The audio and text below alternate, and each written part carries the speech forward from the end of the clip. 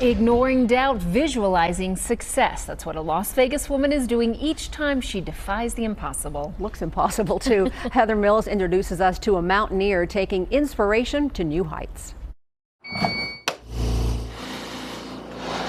I wanted to challenge myself in every way possible. And prepare herself. She now uses equipment to mimic high altitude. It's a great tool. It works you out, though. 4 years ago, during the pandemic when the world hunkered down, Kayla Perez went searching for new heights. Very first mountain was Mount Shasta. After that, climbed Mount Baker, Mount Hood, and then explored South America. Her interest peaked and her sights set on Mount Everest. Once you get to the Himalayas, those are the biggest peaks in the world. But before the Everest climb, Perez had to first overcome a big setback, suffering a pulmonary edema twice, both at 19,000 feet.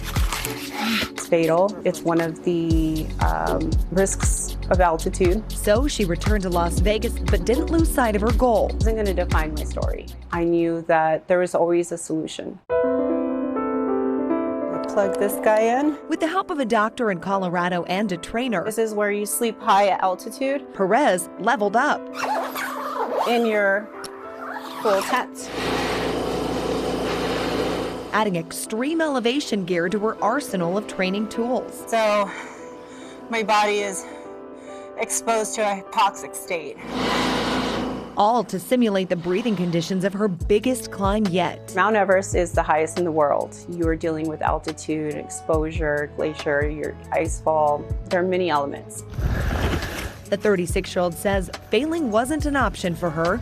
But not only was she facing the chance of another pulmonary edema, she also has Raynaud's disease, This is a full down suit. which makes her more sensitive to the cold. These are actually heated. So this is a new technology that came out. In no way was the climb easy. Everest for me was a sum of all the hardships I had in my life. She says she had to find her why. Once I stood on top of the world, I had this overwhelming emotion of anything is possible.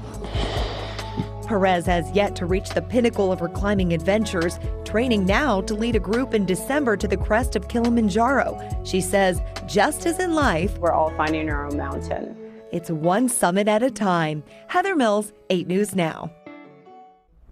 Everest and Kilimanjaro are part of the 7 summits, the highest peaks on each of the 7 continents. Perez says she's not sure what else the future has in store for her, but she will prepare for her next mountain after Kilimanjaro.